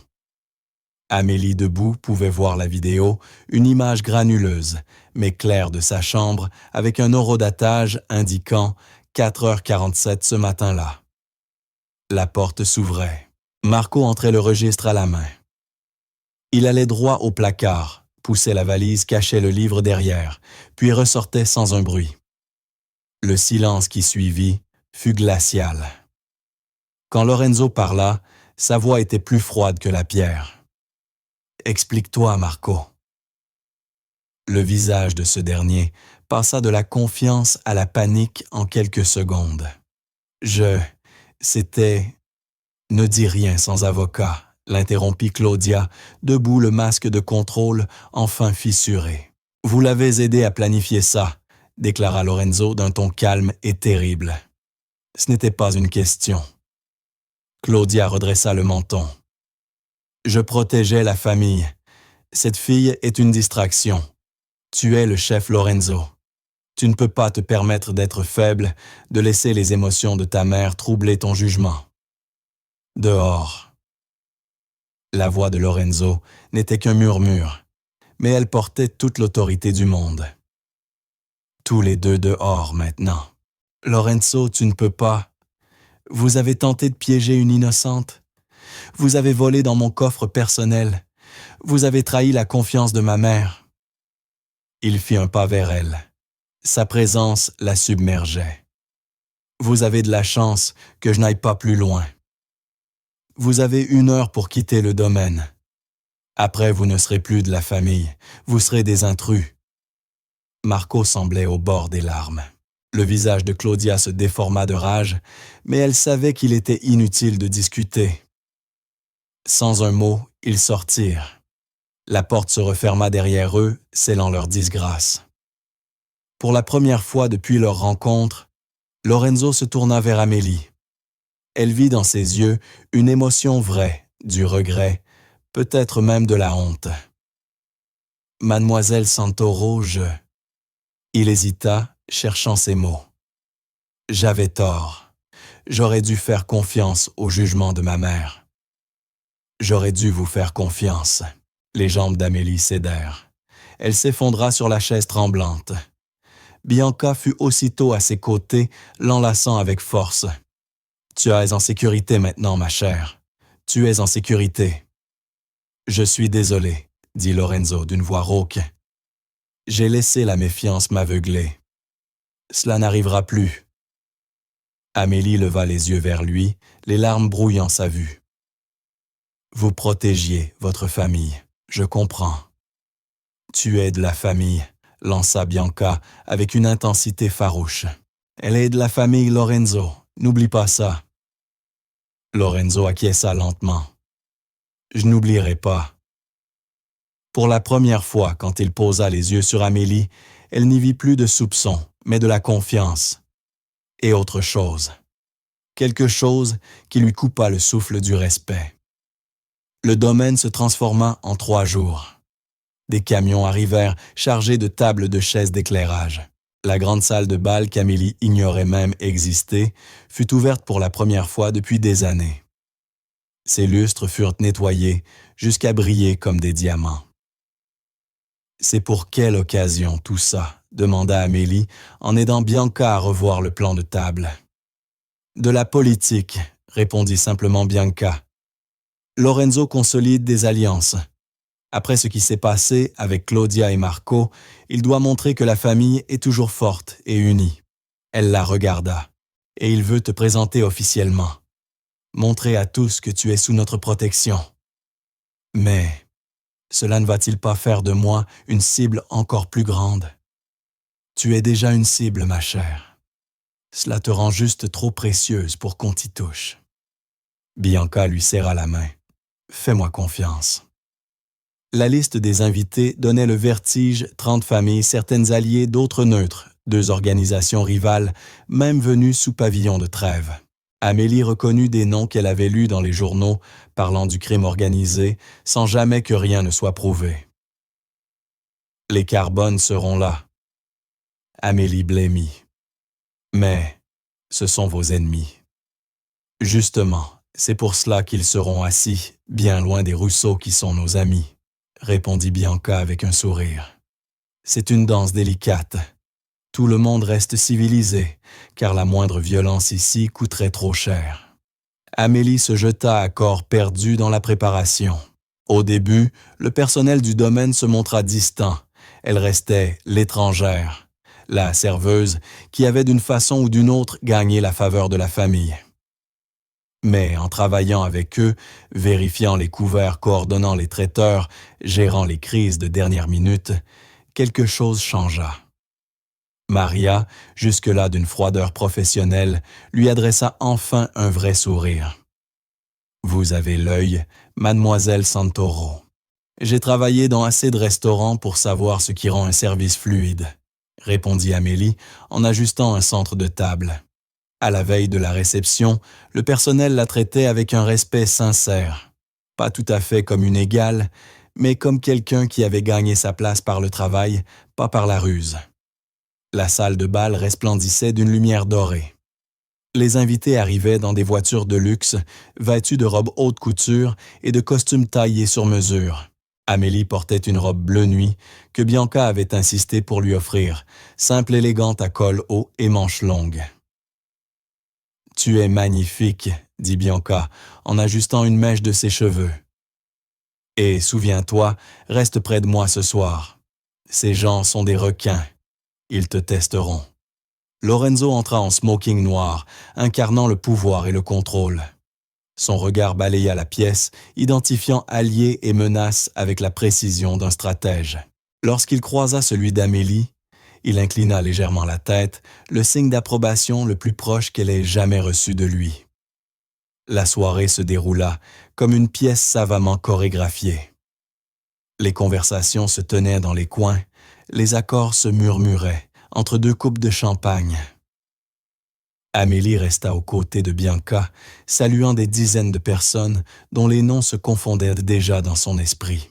Anthony Carbone, chef de la famille Carbone, était grand aux cheveux argentés avec un sourire qui ne touchait jamais ses yeux. « Alors, c'est vous, la célèbre Amélie, la jeune femme qui a sauvé notre chère Bianca de la cruauté du personnel de restaurant. »« J'ai simplement aidé quelqu'un qui en avait besoin, » répondit-elle prudemment. « Humbles en plus, » dit-il en la scrutant comme un spécimen rare. « Un choix intéressant, Bianca, très inattendu. »« Les meilleures choses le sont souvent, » répliqua Bianca avec calme. À mesure que la nuit avançait, Amélie sentit sa tension se relâcher un peu. La réception restait tendue, mais maîtrisée. Personne ne faisait de gestes imprudents. La paix fragile, certes, tenait bon. À 22h47, alors qu'elle se tenait près du bar pour aller chercher un verre d'eau pour Bianca, elle le vit un éclat dehors. Un bref reflet attrapé par la lumière du lustre. Quelque chose qui brillait sur la colline au-delà du jardin. Son sang se glaça. Elle avait grandi dans une région de chasse. Son père lui avait appris à tirer à 12 ans. Elle savait reconnaître le reflet d'une lunette de visée. Ses yeux se levèrent vers les fenêtres d'immenses baies vitrées donnant sur le jardin. Magnifique, oui, mais stratégiquement désastreuse. Bianca se tenait au centre riant à une plaisanterie d'un invité. Elle était parfaitement visible, parfaitement exposée. Amélie ne réfléchit pas. Elle courut. « Amélie !» cria quelqu'un derrière elle, mais elle ne s'arrêta pas. Elle traversa la salle de bal en sprint, talons claquants sur le marbre. Les invités se tournèrent interloqués et l'équipe de sécurité de Lorenzo se mit en mouvement vers elle. Bianca la vit arriver son expression, passant de la surprise à la confusion. « Amélie quoi ?» Amélie la percuta comme un linebacker, la projetant au sol juste au moment où la vitre explosa. Le coup de feu claqua une fraction de seconde après que le verre eut volé en éclats. La balle traversa l'espace où la tête de Bianca avait été et alla se loger dans le mur opposé. Des hurlements éclatèrent, les convives se couchèrent au sol, la sécurité se précipita armes dégainées. Amélie restait allongée sur Bianca, toutes deux couvertes de verre brisé, les oreilles bourdonnantes à cause du tir. « Restez à terre, halta-t-elle. Ne bougez pas. » Lorenzo se dressa au-dessus d'elle, arme au poing, le visage transformé en quelque chose de terrifiant. « Faites-les sortir d'ici. Bouchez toutes les issues. Personne ne sort. » Vincent et deux gardes formèrent une protection autour d'elle, puis à moitié portée, à moitié traînée, Amélie et Bianca furent emmenées hors de la salle de bal jusque dans le couloir intérieur. « Maman, maman, vous êtes blessée. » Lorenzo s'agenouilla, palpant Bianca pour évaluer ses blessures. « Ça va, répondit-elle en tremblant. « Amélie, elle m'a sauvée. Elle l'a vu avant que ça n'arrive. » Les yeux de Lorenzo croisèrent ceux d'Amélie. Ils y lurent la stupeur, la gratitude et quelque chose qui ressemblait à de l'émerveillement. « Vous avez vu le sniper, dit-il. » Amélie hocha la tête, incapable de parler, tout son corps tremblant sous l'adrénaline. « Comment avez-vous su où regarder ?» demanda-t-il. « Je viens d'une région de chasse, » souffla-t-elle. « Mon père m'a appris à tirer, je sais reconnaître le reflet d'une lunette. Quand la lumière le frappe, je l'ai vu et j'ai su. » Lorenzo la regarda longuement, puis dans un geste qui stupéfia les témoins, il lui prit la main. « Vous avez sauvé la vie de ma mère. Elle va bien. Juste quelques coupures dues au verre, rien de grave. Son étreinte se fit plus ferme, à cause de vous. » Dehors, on entendait les cris, les équipes de sécurité se mobiliser, le bruit des véhicules qui arrivaient. « L'avez-vous eu ?» demanda Bianca. « On fouille, » dit Lorenzo sans lâcher la main d'Amélie. Il la releva doucement. « Qui que ce soit, ils viennent de faire une erreur mortelle. On ne tire pas sur ma mère. On ne menace pas ma famille. » Il prononça le mot « famille » en la regardant, et cette fois, Amélie sut qu'il la incluait. La réception avait dégénéré en zone de guerre, mais Amélie avait accompli l'impossible. Elle avait protégé la reine, prouvant ainsi exactement où était sa place. En quelques minutes, le domaine se transforma en forteresse. Toutes les entrées verrouillées, chaque invité retenu pour être interrogé, personne ne sortait avant l'ordre de Lorenzo. Amélie et Bianca furent installées dans une pièce sécurisée, couverte de plaids, malgré la chaleur nocturne. Un médecin leur banda les coupures au bras, blessures miraculeusement mineures. Bianca serrait la main d'Amélie, comme si elle avait peur de la lâcher. « Vous auriez pu mourir, » murmura Bianca. « On aurait pu vous abattre pour m'avoir protégée. »« Je n'y pensais pas vraiment, » répondit Amélie. Les yeux de Bianca se remplissaient de larmes. « Vous avez agi. Comprenez-vous ce que cela signifie ?» Amélie secoua la tête. « Que vous êtes plus courageuse que la plupart des hommes de cette famille. Que vous avez l'instinct de protéger plutôt que de fuir. » Bianca serra sa main. « J'ai bien choisi. » La porte s'ouvrit. Lorenzo fit son entrée, l'air sombre, la manche tachée de sang. Franck le suivait tenant une tablette. « On les a attrapés, » dit Lorenzo sans préambule. « 2 tireurs des contractuels d'anciens militaires. Ils sont en train d'être interrogés. » La voix de Bianca resta posée, mais Amélie sentit l'acier sous les mots. Ils avaient été engagés par un intermédiaire, payé en crypto-monnaie, la méthode habituelle pour brouiller les pistes. Sous la pression, les interrogatoires avaient fait lâcher un nom. Frank prit une pause, la mâchoire serrée. Marco. Ce nom tomba comme du poison. Le visage de Bianca pâlit.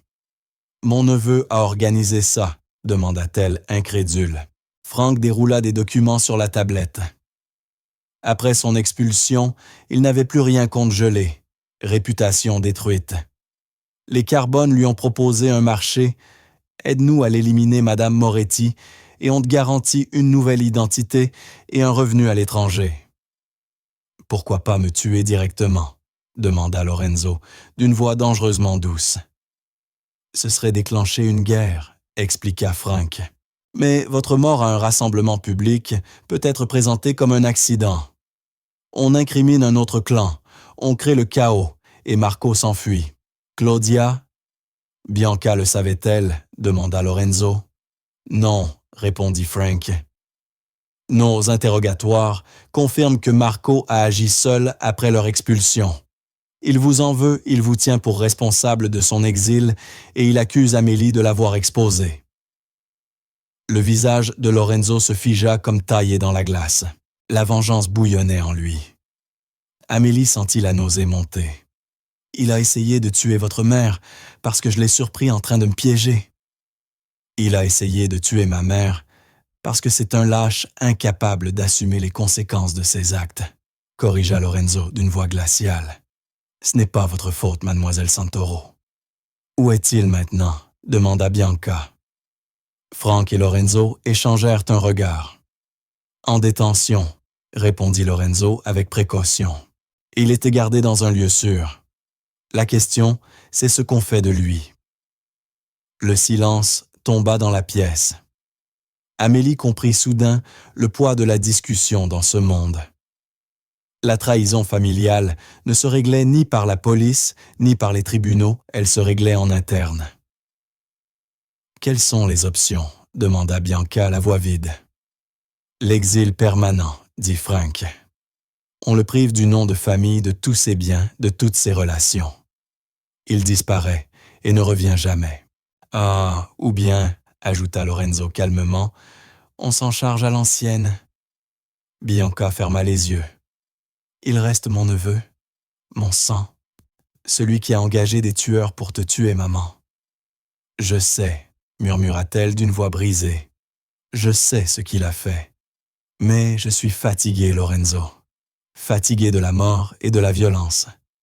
Si nous le tuons, où cela s'arrête-t-il? » Lorenzo s'agenouilla devant elle, prenant sa main. « Ça s'arrête quand tu es en sécurité. Ça s'arrête quand plus personne n'osera te menacer. L'exil, dit Bianca fermement. Qu'on lui retire tout, qu'on fasse savoir pourquoi, mais qu'il vive. » Amélie vit le combat sur le visage de Lorenzo. L'instinct de protéger sa mère luttait contre le respect de ses volontés. Finalement, il acquiesça. « Comme tu veux. Mais il part ce soir. Pas d'adieu, pas de seconde chance.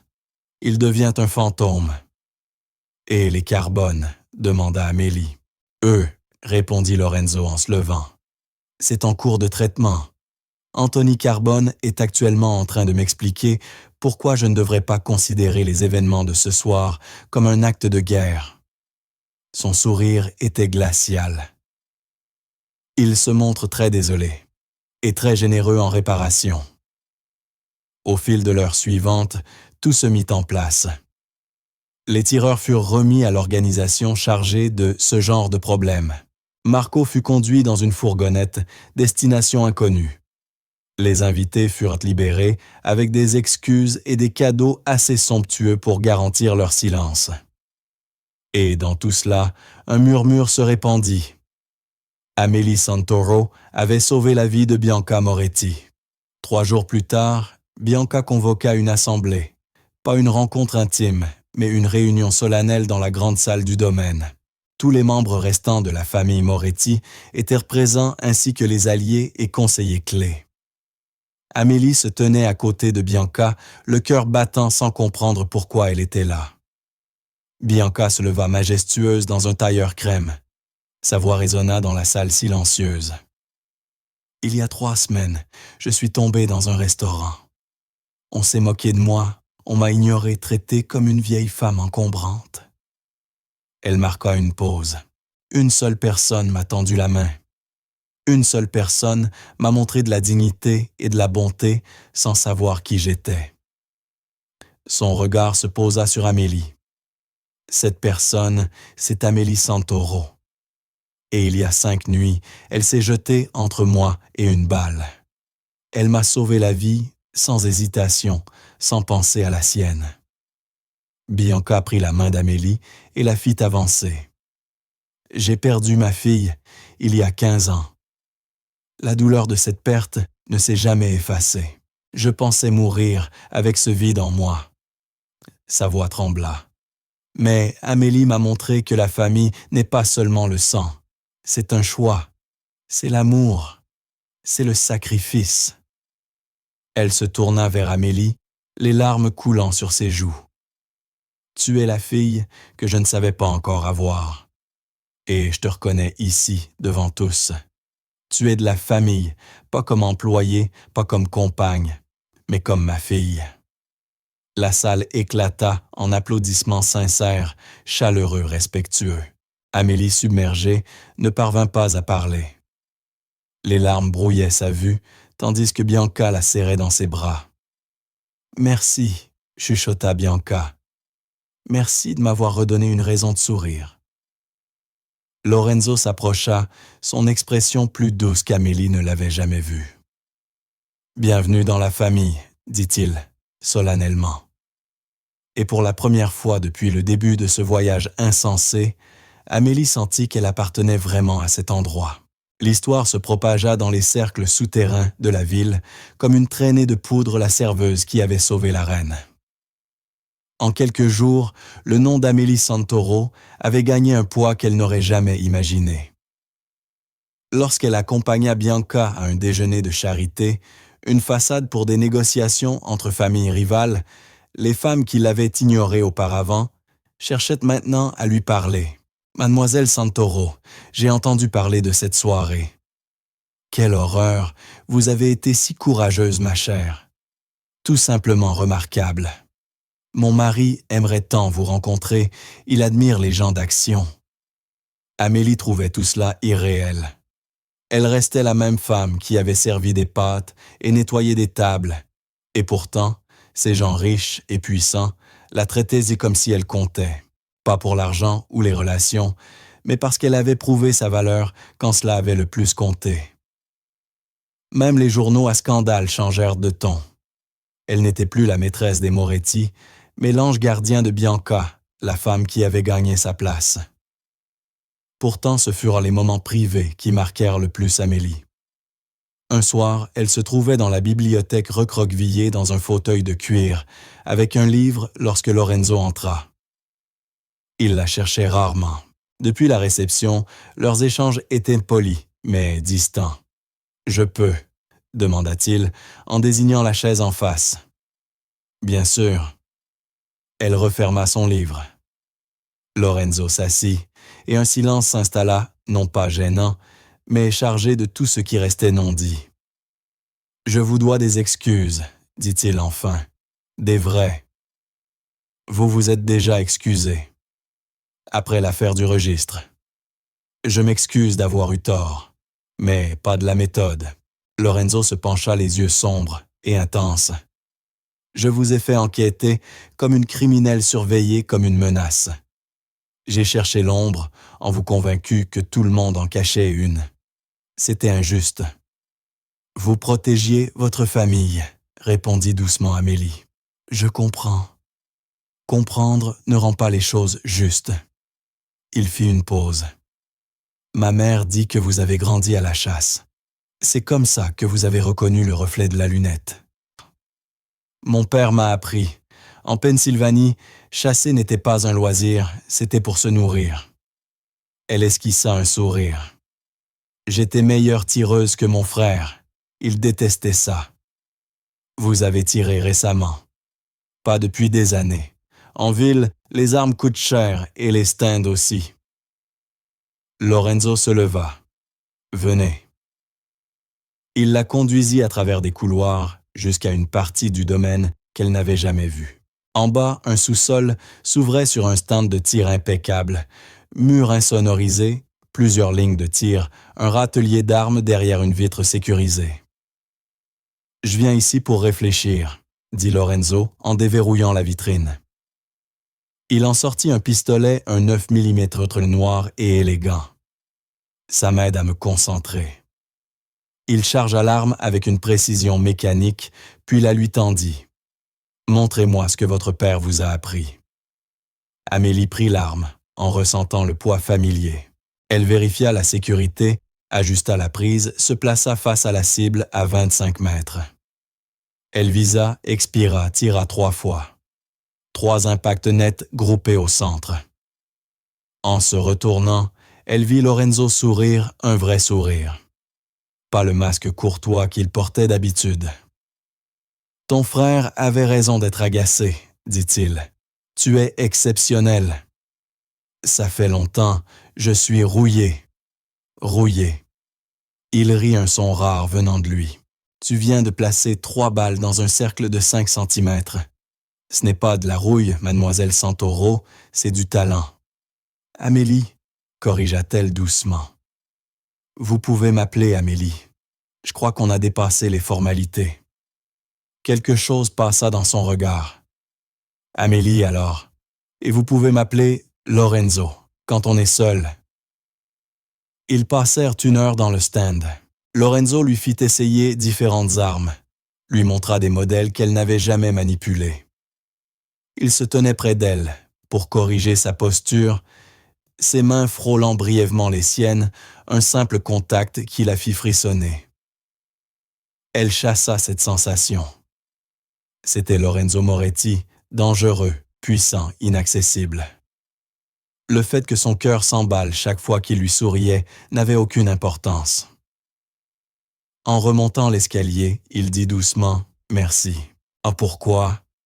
Pour avoir rendu la joie à ma mère, pour lui avoir redonné la vie. Il s'arrêta, se tourna vers elle dans le couloir assombri. Et pour m'avoir rappelé que les gens bons existent encore. La façon dont il la regardait lui coupa le souffle sans méfiance, sans calcul, avec une chaleur sincère troublante. « Je devrais y aller, » murmura-t-elle. « Bianca va s'inquiéter. » Lorenzo acquiesça, mais ne bougea pas. 1 seconde, suspendu trop proche, l'air vibrant entre eux. Puis il s'écarta, brisant le moment. « Bonne nuit, Amélie. »« Bonne nuit, Lorenzo. » Le lendemain matin, Bianca la fit appeler dans son salon privé. 3 autres femmes s'y trouvaient, des épouses d'hommes puissants, élégantes, manifestement influentes. « Amélie, ma chère, nous avons besoin de ton avis, » dit Bianca. « Les Donatelli veulent s'associer à nos opérations maritimes. Mais il y a de l'histoire. Angela pense qu'il faut refuser Maria, qu'il faut accepter sous condition. Et toi, qu'en dis-tu? » Amélie cligna des yeux. « Je ne connais rien au transport maritime. Mais tu comprends les gens, tu les lis bien. » Bianca lui fit signe de s'asseoir et lui tendit un dossier. « Dis-moi ce que tu vois. » Amélie lut lentement attentive, aux mots aux clauses, aux petits détails cachés dans le jargon juridique. « Cette clause ici, dit-elle en pointant du doigt, leur donne accès à tous vos manifestes d'expédition, pas seulement ceux du fret partagé. » « Ce qui signifie, demanda Angela en se penchant, qu'ils sauraient tout ce que vous transportez, même les cargaisons privées de la famille. Ce n'est pas un partenariat, c'est une surveillance déguisée en coopération. » La pièce tomba dans un silence lourd. « Fille intelligente, » dit Maria avec approbation. « J'avais manqué ça. » Bianca sourit. « Moi aussi, mais je voulais confirmation. Nous refuserons l'accord. » Les jours suivants, Bianca associa de plus en plus Amélie à ces discussions jamais sur la violence, ni sur les affaires criminelles, mais sur les relations, les différends territoriaux, la politique familiale. Le regard extérieur d'Amélie, sa capacité à lire les intentions devinrent précieux. Elle n'était plus seulement la compagne de Bianca, elle devenait sa conseillère, sa confidente. Et dans les couloirs du domaine Moretti, on commença à la traiter non plus avec méfiance, mais avec respect. La serveuse avait disparu. À sa place se tenait une femme nouvelle qui avait trouvé sa force en sauvant une vie et, ce faisant, avait découvert qu'elle appartenait à quelque chose de plus grand qu'elle-même. Elle avait trouvé une famille. Et peut-être juste, peut-être autre chose aussi. Dans les moments de silence où les yeux de Lorenzo croisèrent les siens et où le monde semblait suspendre sa respiration, Amélie se tenait devant Bellissimo, fixant la porte au poignet de laiton qu'elle avait franchi des centaines de fois. 3 semaines s'étaient écoulées depuis sa dernière visite, le jour où elle avait pris son dernier salaire et subi les accusations de Chelsea. Cela semblait remonter à une autre vie. « Vous êtes sûr de vouloir faire ça ?» demanda Vincent à côté d'elle. La Mercedes noire attendait au bord du trottoir, impossible à manquer. « J'ai besoin de tourner la page, » dit Amélie, « de voir cet endroit une dernière fois. » Elle poussa la porte. L'heure du déjeuner touchait à sa fin.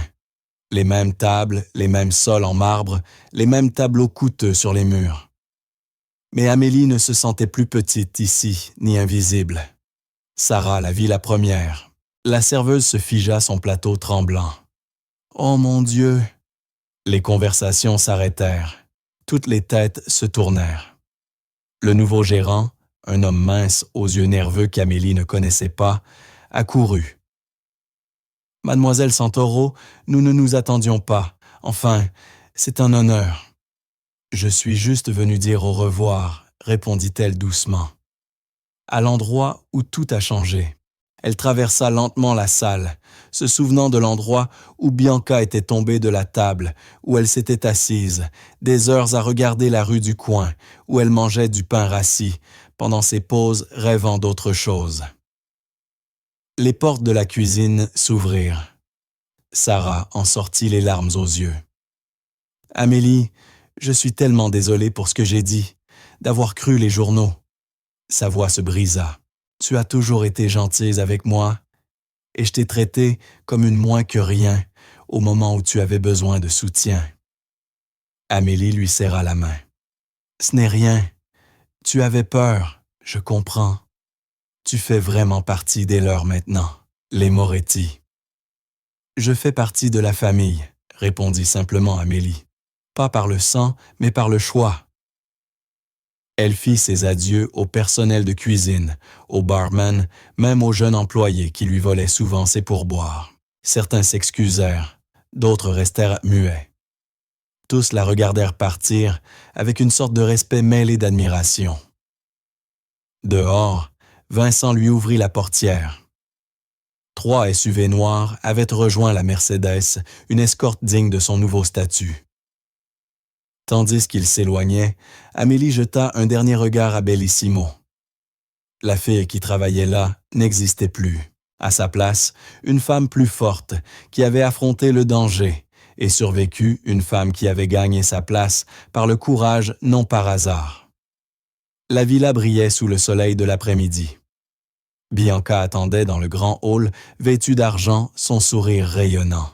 « Comment te sens-tu » demanda-t-elle en l'embrassant. « Comme si je fermais un chapitre, » répondit Amélie. « Un chapitre nécessaire. » « Parfait, car nous écrivons le suivant. » Bianca la conduisit au salon où s'était tenue l'assemblée familiale. Mais ce jour-là, seules 3 personnes attendaient Bianca, Frank et Lorenzo. Lorenzo se tenait près de la fenêtre, costume anthracite, expression indéchiffrable. Lorsqu'Amélie entra, il se tourna vers elle. « Mademoiselle Santoro », dit-il, en s'avançant sa solennité, la rendant nerveuse. « Ces dernières semaines, vous vous êtes révélée au-delà de toute attente. Vous avez montré loyauté, courage et intégrité, des qualités rares dans notre monde. » Il s'arrêta devant elle, la voix plus douce. « Vous avez sauvé la vie de ma mère. Vous lui avez rendu la joie que je n'ai pas su lui donner. Vous m'avez rappelé que les gens de bien existent encore. » Il marqua une pause, visiblement ému. « Je ne pourrai jamais vous rendre cette dette, mais sachez que vous aurez toujours une place ici. Vous serez toujours protégé, toujours de la famille. »« Merci, » murmura Amélie. Lorenzo fit alors quelque chose d'inattendu. Il la prit brièvement dans ses bras, une étreinte ferme réservée aux membres de confiance. « Merci, » dit-il à voix basse, « pour tout. » Lorsqu'il la relâcha, Bianca s'avança. « Amélie Santoro, je te nomme officiellement ma confidente et conseillère personnelle. Non pas comme employée, mais comme membre de la famille. Tu auras un revenu annuel, un accès complet aux ressources familiales et une voix dans toutes les décisions qui concernent cette maison. Les yeux de Bianca brillaient. Et surtout, tu auras toujours mon amour.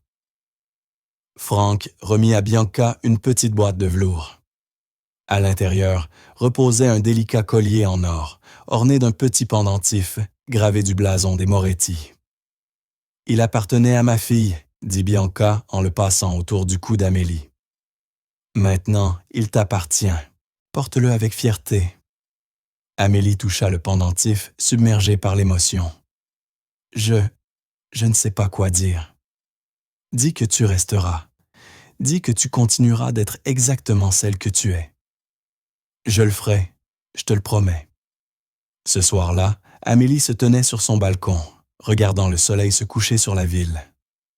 La ligne d'horizon étincelait d'or et d'orange, des millions de lumières commençant à s'allumer alors que la nuit approchait.